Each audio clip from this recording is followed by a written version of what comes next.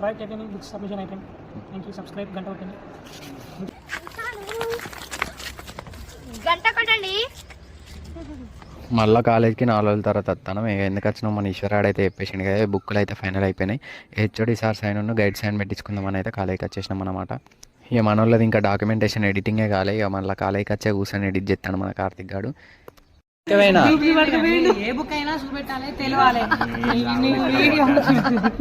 తప్పుపోయింది అదే 1500 లాస్. ఇప్పుడు ఏం చేద్దాం?